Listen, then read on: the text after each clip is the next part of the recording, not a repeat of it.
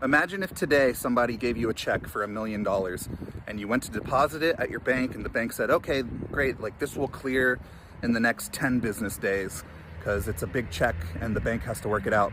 So now for those following business days, you'd be walking around with this high energy outputting into the universe of you feeling wealthy and abundant and happy and excited and satisfied.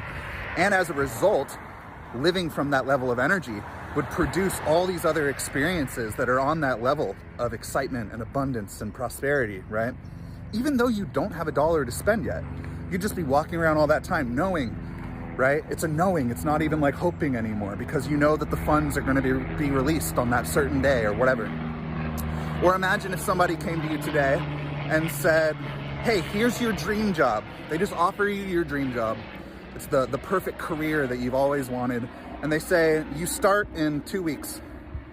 And now as you're going around throughout these 2 weeks, you would just be knowing that you're that person you want to be. You're living that life you want to live. You have that amazing career you've always wanted, even though you haven't worked one day yet.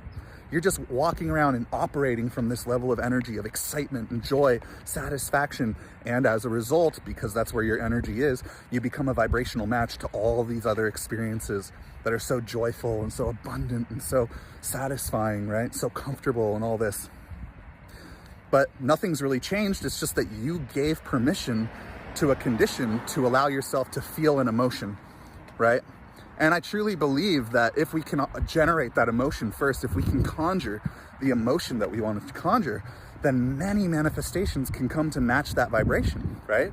And we see it all the time, like in the work of Dr. Joe Dispenza, for instance, where these people with terminal illnesses, they're able to heal themselves because they're able to occupy an identity that says I'm already healed, and to be able to sustain it long enough until physical reality captures or catches up to the energy, right? Because in the same way, if you play a sound and it creates a vibration or it creates a waveform, in the same way that when you play that sound, it's the exact sound, the exact same waveform will always be created, right? So I believe if you can create the waveform, then you'll hear the sound, right? You can go back and forth with it. It can be one thing and then the other, or that thing and then the other, right? You can flip it. And I think ultimately this comes down to changing our sort of mentality of I'll believe it when I see it to I'll see it when I believe it. When I know that I am that person I want to be, then I'll start acting like that person and doing the things to bring those things to me. Like when I truly know it first, instead of being like, yeah, once it happens, I'll feel the feeling, right? Really all you want is the feeling, right? So if we can make our work generating the emotion as much as possible, so many things can swiftly come into our life to manifest that are a part of that vibration, right? That are on level with that experience that we're seeking, with that emotion that we're seeking.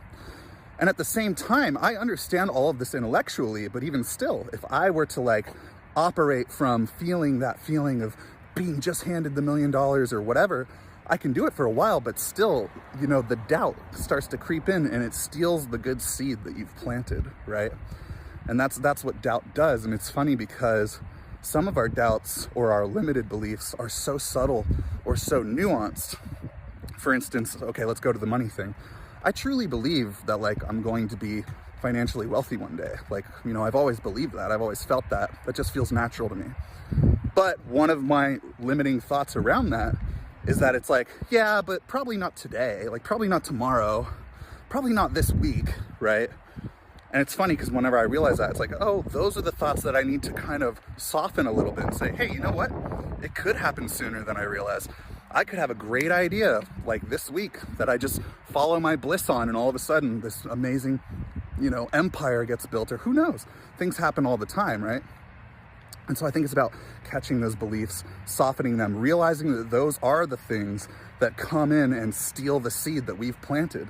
So we start making our work to just be plant the seed, continually water it, recognize if something's come in and swept in and pulled it out, work on that thought, let it soften, then go plant the seed again and just focus on watering it.